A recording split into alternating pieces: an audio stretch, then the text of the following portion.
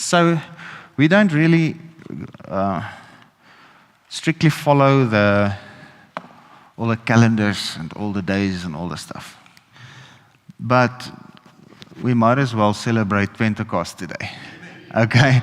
So Pentecost, the pouring out of the Holy Spirit. But we still are busy with our series on healing.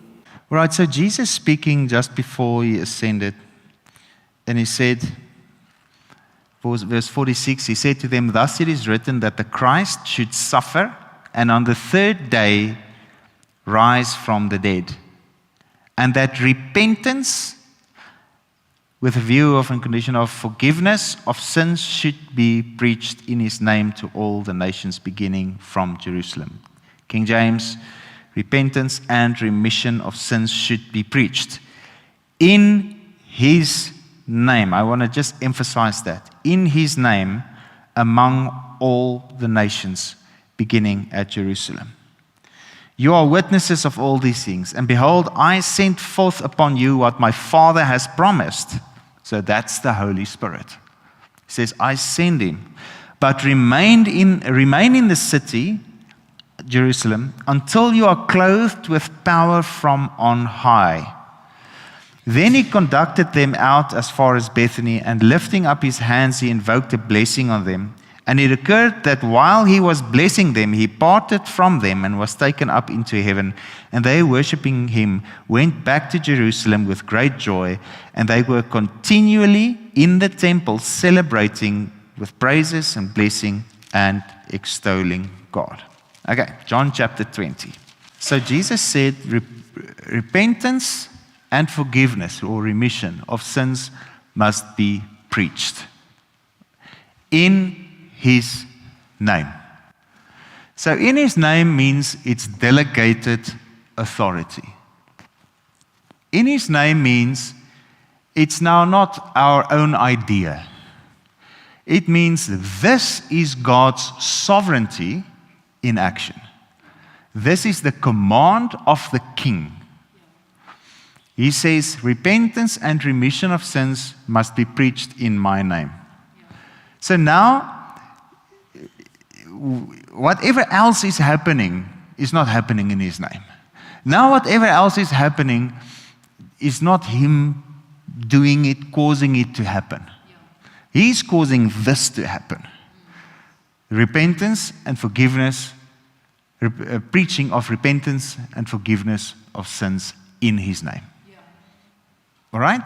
So when you think of all the stuff that's happening in the world, the stuff that he commanded is the stuff that's done in his name. The stuff that is done, that is his word being done, is his authority, his power, his name, his command on it. So you can't say, God is sovereign, he gave me sickness to teach me something. And you having sickness is the oppression of the devil, because Acts chapter 10 verse 38 says how Jesus Christ went about doing good, healing all who were oppressed of the devil. So who did the healing? Jesus. What did he preach? The kingdom. What did he say to every sinner that he met in Scripture? Your sins are forgiven. Who did he rebuke? The ones that brought the accusation. Who did he rebuke? The ones that tried to get people under the obligation of the law of Moses. Right? So who got forgiven? Who got set free? Who got healed? The sinners. The physician is not sent to the healthy, but to the sick. Okay? So now he sends his disciples. He says, you must now go preach. You must preach forgiveness, not the law, not accusation. Okay, so if a preacher preaches accusation, he's not in line with God. He's not aligned with his authority. He's not doing it with the backing of Jesus. It's not in his name. But when he's preaching repentance and forgiveness, he has the full backing of the King of Kings. He has the full backing of heaven. And the authority and the power in his name, the name in which he was sent to preach, is behind him. Okay, so that's how delegated authority works. Okay, so if someone has delegated the authority to you to do a certain task from maybe the government or something, then you have the authority of that government department, and that authority is described in an act, and that act has authority because of the Constitution, and the Constitution has authority because of a voting process, the authority of the people. So the people gave the authority to the government gave that authority through legislation to a department, and the department gave that authority to a specific person. Maybe regulations, maybe, a job description of someone in a certain position. And when that person goes out, that authority is there. Okay? So in the name of the government, it can be the scrawniest, skinniest little guy. But if he's got that white gloves on and his uniform on, he can stop any car. You're going too fast. He can jump with boldness into that street because he knows he's got the backing and the authority of the state behind him. All right? If you just jump in front of a truck, that's maybe not such a good plan. Okay? You just jump in front of the truck, stop, he says no, and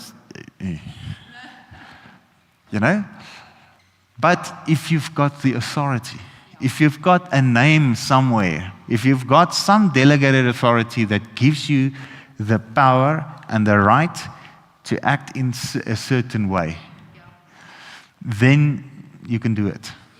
And everyone has to obey. Okay, just wanted to put that out there. Okay. So, John chapter 20, verse 20. So saying, it's now Jesus with the disciples after the resurrection. He says, he showed them his hands and his side.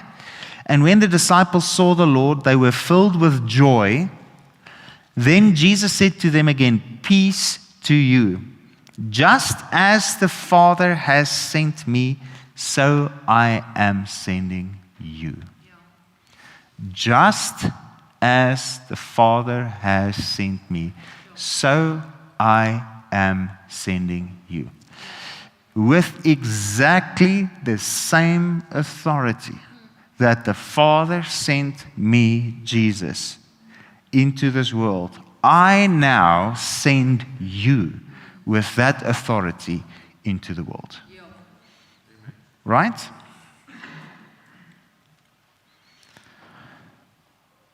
And having said this, he breathed on them and said to them, receive the Holy Spirit. Now, that breath is not the breath of life that gives you the natural life that God breathed into the lungs of Adam. That's not neshima. That's the breath of life, which is the breath of the Spirit. The Holy Spirit, which is ruach. It's a different word. It's a different thing. It's not just natural life.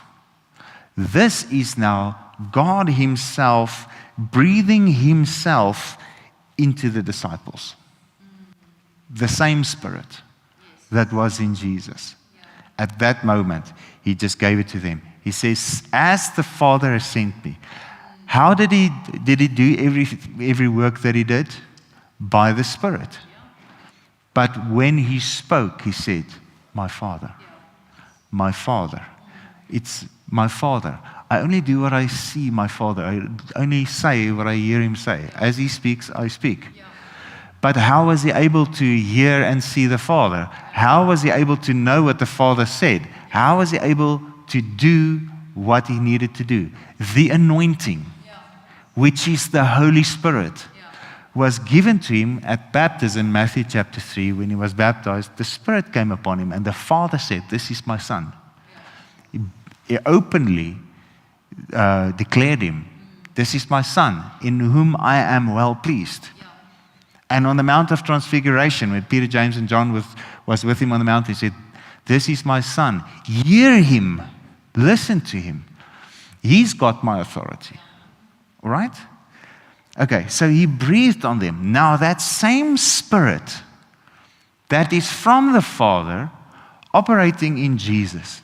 Now Jesus said, I've been doing this in the name of my Father. Okay?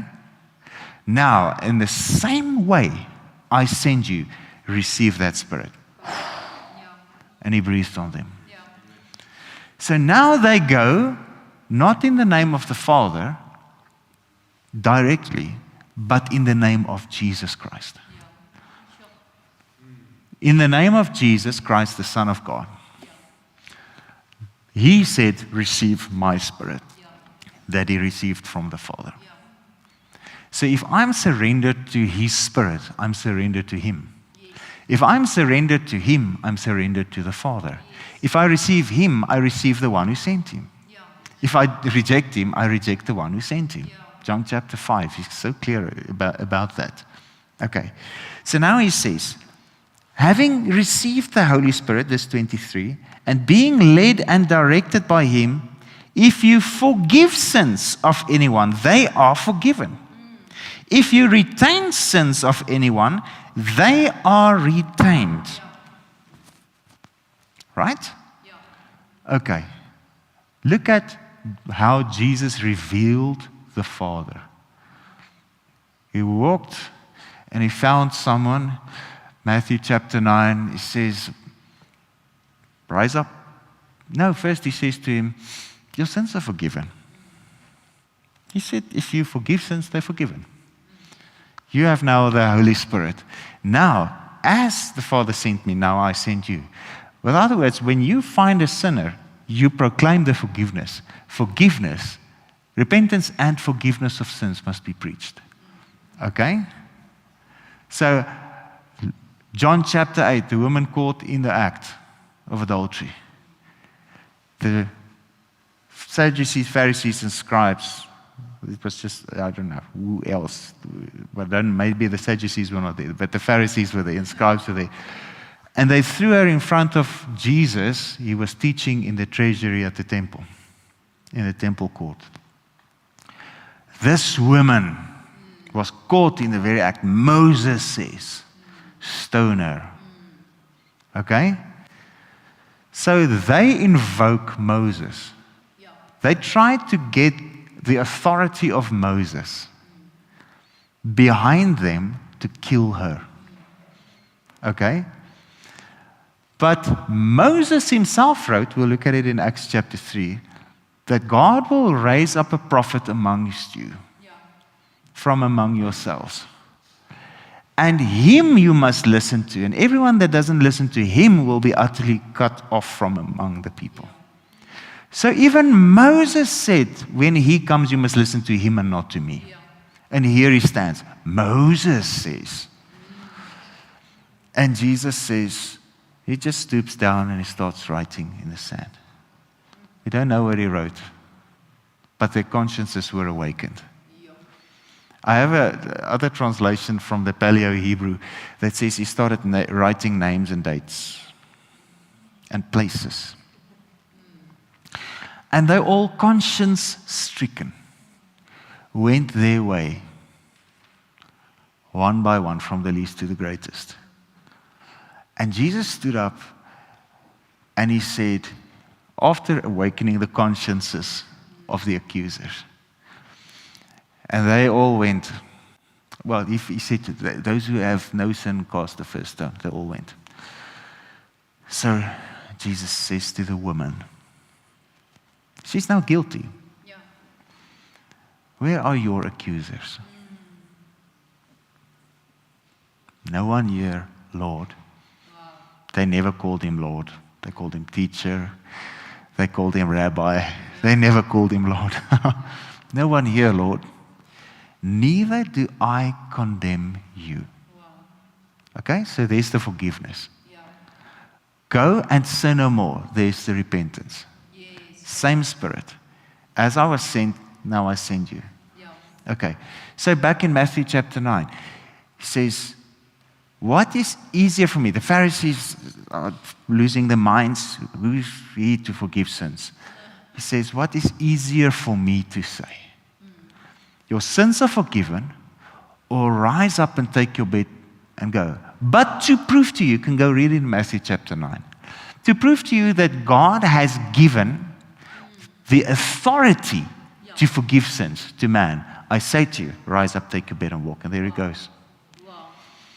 And the Pharisees are angry because it was on the Sabbath. Who is breaking the Sabbath? The law wants to stop you from doing bad stuff. The gospel enables you to do stuff that you could never do before. The law says don't steal. The gospel enables you to give. The law says don't kill. The gospel enables you to raise the dead. Do you get the picture? Okay. Authority, power. He says, in my name, go and do what I did. If anyone believes in me, John 14 verse 12, he will do the same works that I do and even greater works than these, because I now go to my Father. So this is that moment. He was received up into heaven. Okay? But he gave the authority to them. So now here's the 11. They received the Holy Spirit then. Okay? They received the Holy Spirit when Jesus breathed on them. They did not receive the Holy Spirit in Acts chapter 2. They were again filled. And then in Acts chapter 4, they were again filled. And they were filled, and they were filled, and they were filled, and they were filled. So be forever filled with the Holy Spirit. Okay? So, let's go to Acts chapter 1.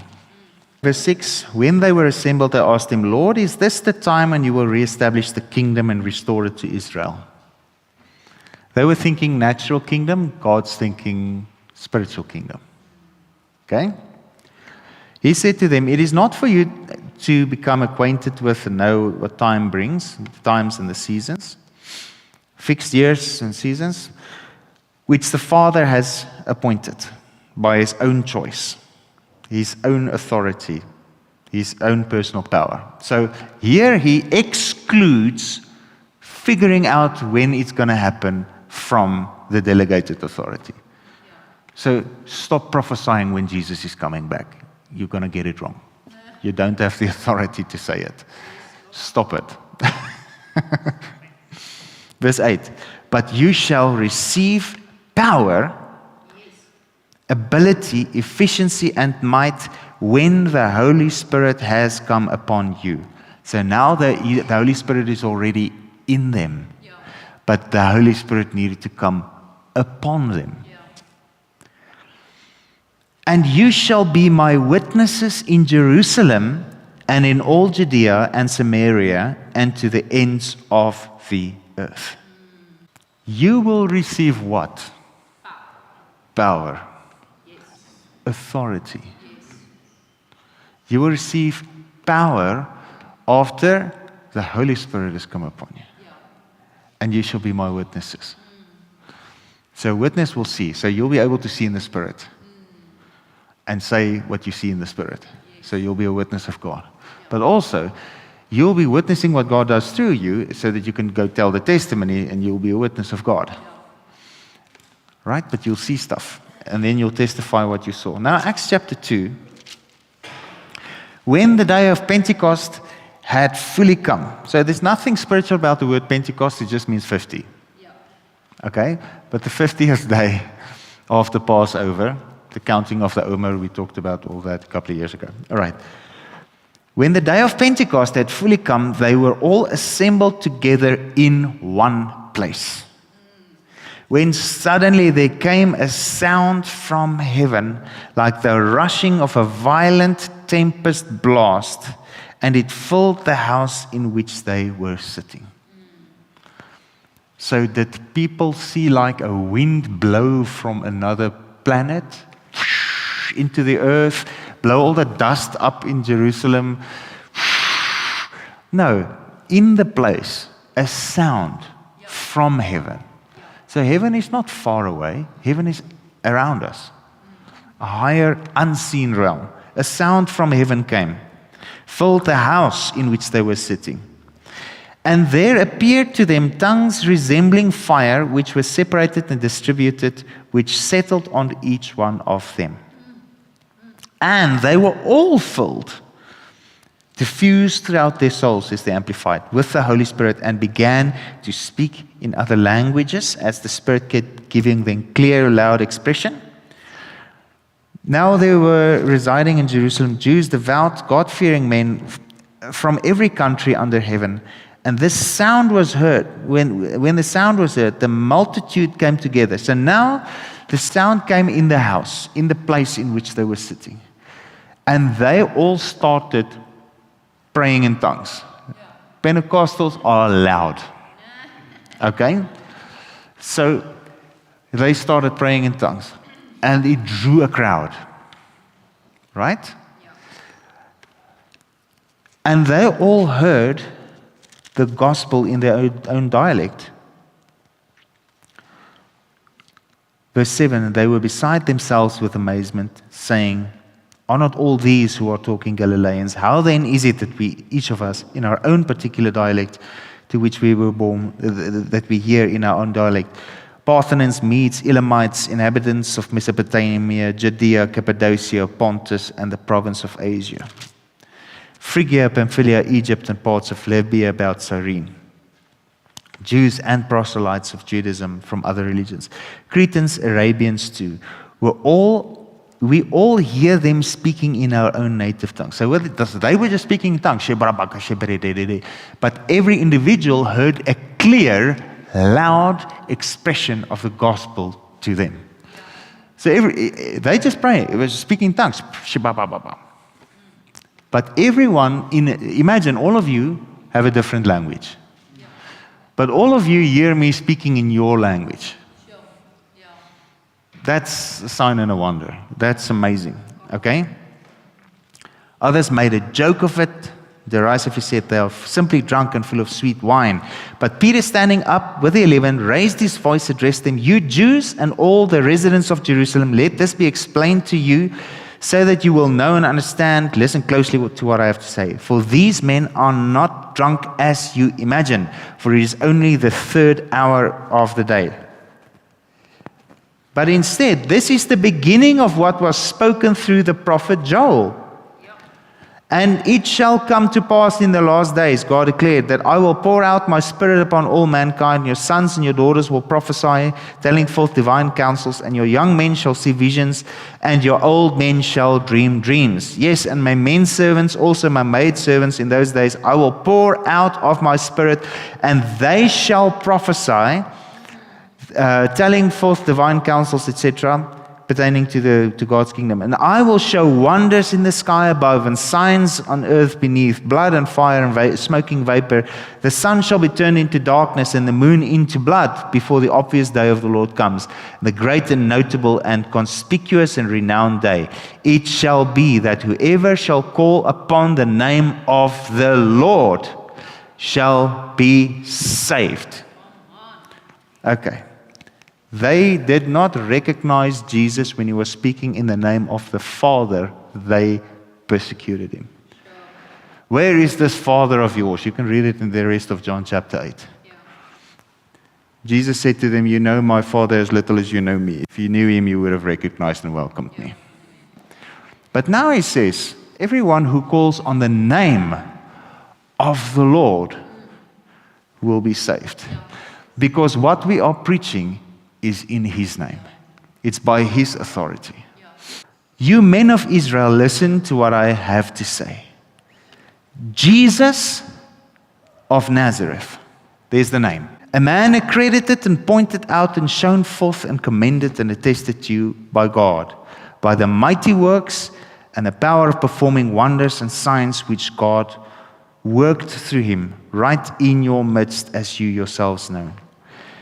This Jesus, when delivered up according to the definite fixed purpose, settled plan for knowledge of God, you crucified and put him out of the way by the hands of lawless and wicked men. But God raised him up, liberating him from the pangs of death, seeing it was not possible for him to continue to be controlled or retained by it. For David says in regard to him, I saw the Lord constantly before me, for he is at my right hand, that I may not be shaken or overthrown or cast down. Therefore my heart rejoiced, and my tongue exulted exceedingly. Moreover, my flesh also will dwell in hope of anticipation of the resurrection. You will not abandon my soul, leaving it helpless in Hades. Okay, nor let your Holy One know decay and destruction. It's the same as Paul said in Acts chapter 13, quoting the same psalm. You have made known to me the ways of life. You will enrapture me, diffusing my soul with joy, with and in your presence. That's exactly what happened with the disciples in John chapter 20. Brethren, it is permitted me to tell you confidently with freedom concerning the patriarch David, that he both died and was buried, and his tomb is with us this day. Being, however, a prophet, and knowing that God has sealed him with an oath, that he would set one of his descendants on his throne, he, foreseeing this, spoke by foreknowledge of the resurrection of Christ, that he was not deserted in death and left in Hades, nor did his body decay and see destruction. In simple terms, David died, but we know Jesus didn't die. Yeah. Jesus was raised from the dead. David didn't speak of himself, he spoke of Jesus. This Jesus, God raised up, and of that we are, as his disciples, we are witnesses. Being therefore lifted high by and to the right hand of God, and having received from the Father the promised Holy Spirit, he has made this outpouring, which you yourself both see and hear. I want you to realize they already received the Holy Spirit. Okay? And then from what was inside them, heaven was represented. A sound from heaven came. They were there in one place, in one accord. Jesus said, if any two of you are in agreement together, in my name, I will be there. Okay, so if you are together, we are together here in his name. He's here. Okay, so because of the unity of the 11, out of the Spirit that they have received, it was poured upon all the rest. And it came upon them. Now, Jesus said, wait there in the city of Jerusalem until you receive power. They already received the Holy Spirit. But until the Spirit comes upon you, and until you receive power from on high. Power meaning the authority to act from heaven. The delegated authority from the Father. Okay, so he says, for David did not ascend into the heavens, yet he himself says, the Lord said to my God, sit at my right hand and share my throne, until I make your enemies stool beneath your feet. Therefore let the whole house of Israel recognize beyond all doubt that God has made him both Lord and Christ, this Jesus whom you crucified. That must have been a tough thing for them to hear. Now when they heard this, they were stung to the heart, and they said to Peter and the rest of the apostles, brethren, what shall we do? Okay, what was his command? Preach, repentance, and forgiveness. Right? Now here it comes, verse 38. And Peter answered them, repent, change your views and purpose, accept the will of God in yourselves, instead of rejecting it, and be baptized. So today we're going to baptize some people. Every one of you in the name of Jesus Christ. So we baptize you in the name of Jesus Christ. Churches have been split about this. Do you baptize in the name of the Father, in the name of the Son, in the name of Jesus Christ, like in the name of the Father, in the name of the Son, in the name of, the Holy Spirit? Or do you baptize in the name of the Father, Son, and the Holy Spirit? Church is split about that. But then technically, just the upper half was baptized 3 times and the lower half was 1 time because they were standing. Listen, we just baptize you in the name of Jesus because this is what it says. Okay. And Peter answered them, repent, be baptized, every one of you, in the name of Jesus Christ for the forgiveness of and release of your sins. That's repentance and remission of sins. and you shall receive the gift of the Holy Spirit. So what happens when repentance and remission of sins are preached? The Holy Spirit comes. So Paul preaches in Galatians chapter 3, oh, you unthinking. You Galatians, that's not applying your minds. You unthinking Galatians, who has bewitched you? Who has cast a spell over you before whom Jesus Christ was openly set forth and portrayed as crucified? He preached the repentance and the forgiveness of sins. He preached the cross of Christ clearly before them. That's where your sin went. Okay? Let me ask you this question. Did you receive the Holy Spirit by doing the works of the law, or was it by hearing a message and believing it? So if you hear the message that your sins are forgiven because of the blood of Christ, and that you need to repent, change your way of thinking, not trying to atone for your sin, but receiving the sacrifice that He brought. What happens to you? You receive the Holy Spirit. Okay? Galatians, did you receive the Holy Spirit by doing the law, or was it by hearing a message and believing it? Right. You shall receive the gift of the Holy Spirit. For the promise of the Holy Spirit is to and for your children, and to and for all that are far away, even to and for as many as the Lord our God invites and bids to come to Himself. So it's not just for a chosen few. Sorry, all the people that believe in the election, us four and no more. Listen, God elected to save them that believe. That's the group that He elected. So be careful if you think you're so super special that you are elected but you don't believe. All right, verse 40. And Peter solemnly and earnestly witnessed and admonished with much more continuous speaking, and warned them, saying, be saved from this crooked and perverse and wicked generation. Therefore, those who accepted and welcomed His message were baptized, and there were added that day about 3,000 souls. Awesome. That's just awesome.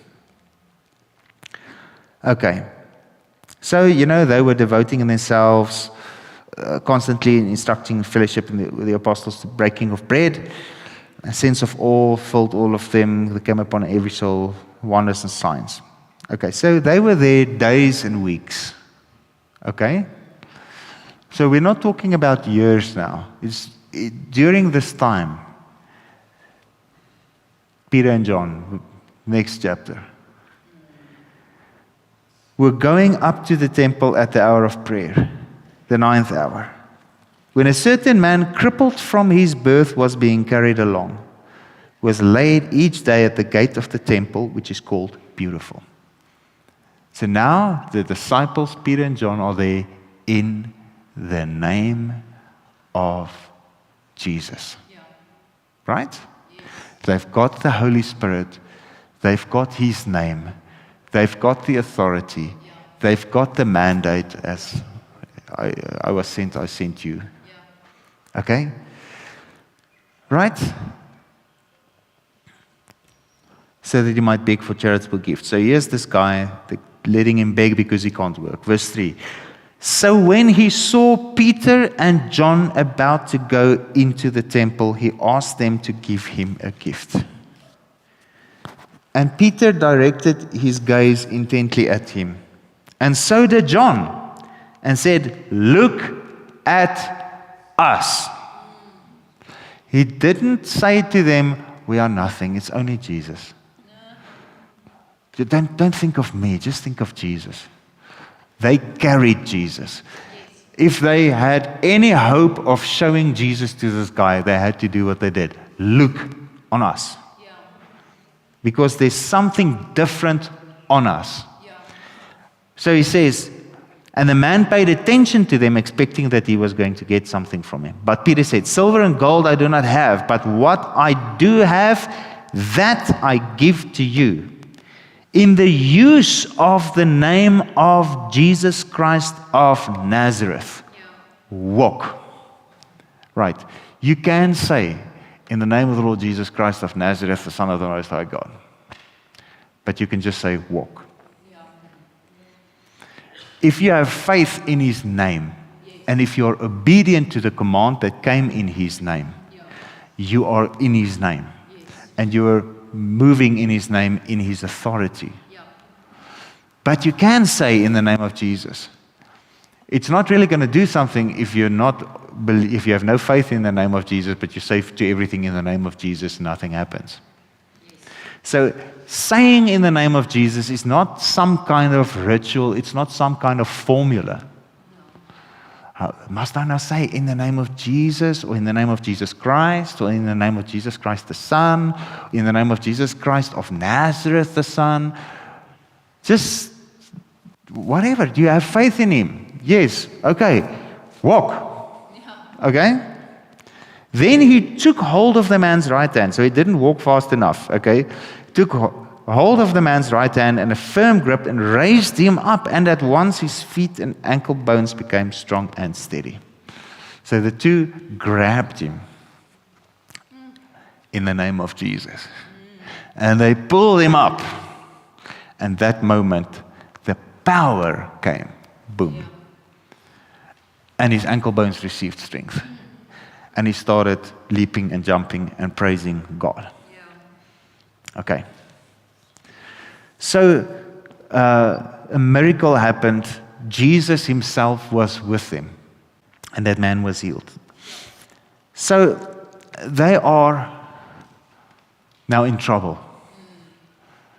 Because now the Pharisees and the guys, they come like, in what name did you do this? In what name did you do this? In what name did you do this? Who gave you the authority to do this? They saw they immediately recognized the authority. Who said you could speak in this name? What's the thing? They arrested them and they charged them, you will not speak in this name again. So Paul said in Acts chapter 4, verse 19, he says, whether it is right in the sight of God to listen to you and obey you rather than God, you must decide. But we ourselves cannot help telling what we have seen and heard. All right? So, they cannot stop you. There's a higher authority on you than on those who try to stop you in the name of the Lord. Okay. So, but Paul addressing these guys, I'm just rewinding a little bit, verse 10. He says, let it be known and understood by you all and by the house of Israel that in the name and through the power and authority of Jesus Christ of Nazareth, whom you crucified but whom God raised from the dead, in Him and by means of Him, this man is standing here before you, well and sound in body. This Jesus is the stone which was despised and rejected by you, the builders, but has become the head of the corner. And there is salvation in and through no one else, for there is no other name under heaven given among men, and in which we must be saved. Okay. So they couldn't stop them. There's so much that I wanted to say still. Okay. Let's just jump to verse 29. Now, Lord, observe their threats and grant to your bondservants full freedom to declare your message fearlessly, while you stretch out your hand to cure and perform signs, wonders, through the authority and by the power of the name of your holy child and servant Jesus. And when they had prayed, the place in which they were assembled was shaken, and they were all filled with the Holy Spirit. So there they filled again. And they continued to speak the word of God with freedom and boldness and courage. Verse 33, and great strength and ability and power. The apostles delivered their testimony to the resurrection of Jesus, of the Lord Jesus, and great grace rested richly upon them all. If you ever wondered what grace was for, this is what grace is for. Grace coming to your life equals the power and the authority to do what He commanded. That's what grace does. The grace is the power of the Holy Spirit. Right. So there's power in His name. Faith in His name made the man whole. They had faith in His name. They could have just as well said walk. But they said, in the name of Jesus Christ of Nazareth, walk. And he walked. All right? Be bold in His name. You have His name. You can use His name. The thing that makes it work is faith in Him. Knowing that He has sent you just as the Father has sent Him. You are supposed to do the works that He did and even greater because He has sent you just as the Father has sent Him. Faith in His name made the man to walk. All right. Okay.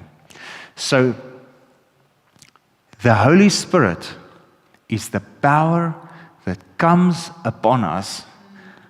That's the authority, the proof of the authority that He is behind the command that He gave us. All right. The Holy Spirit is there for a purpose, for a reason. The grace is there for a purpose, for a reason. It's to touch people's lives. Okay? Live your whole life in the name of the Lord Jesus Christ. Okay? You've got His authority. It's your